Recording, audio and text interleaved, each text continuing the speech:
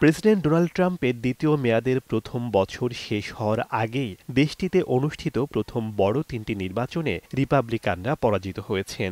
মঙ্গলবার new York সিটির mayor নির্বাচন হয়, আবার একই দিনে নিউ জার্সি ও ভার্জিনিয়ায় হয় গভর্নর নির্বাচন। এই তিন নির্বাচনে ডেমোক্র্যাটরা দারুণ জয় পেয়েছেন। বিশ্বের রাজধানী হিসেবে পরিচিত নিউ ইয়র্ক সিটির মেয়র নির্বাচনে জয়ী হয়েছেন ডেমোক্রেটিক পার্টির প্রার্থী জোহরান মামদানি। নিউ ইয়র্কের আদি বাসিন্দা ট্রাম্প কোনোভাবেই চাননি মামদানি এই শহরের মেয়র নির্বাচিত হন। তিনি আগেই হুমকি দিয়েছেন, মামদানির মতো লোক নির্বাচিত হলে তিনি নিউ ইয়র্ক শহরের জন্য কেন্দ্রীয় সরকারের তহবিল আটকে দেবেন। আবার মামদানিকে হারানোর জন্য স্বতন্ত্র প্রার্থী অ্যান্ড্রু কুওমোকে সমর্থন জানিয়েছিলেন ট্রাম্প।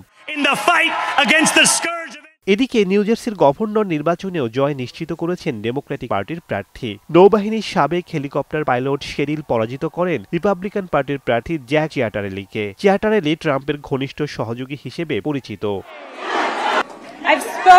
অন্যদিকে ভার্জিনিয়ায় গভর্নর পদে ডেমোক্রেটিক প্রার্থী এবিগেল স্প্যানবার্গার জয়ী হয়েছেন। স্প্যানবার্গার সাবেক ডেমোক্র্যাট কংগ্রেস সদস্য এবং সিআইএর প্রাক্তন কর্মকর্তা। তিনি ভার্জিনিয়ার প্রথম নারী গভর্নর হতে যাচ্ছেন। রিপাবলিকান প্রার্থী লেফটেন্যান্ট গভর্নর উইনসাম আলসিয়ার্সকে পরাজিত করেছেন তিনি।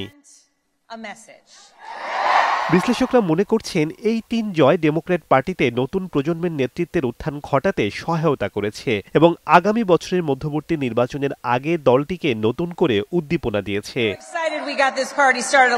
শেখ সাদি মারজান, সময় সংবাদ।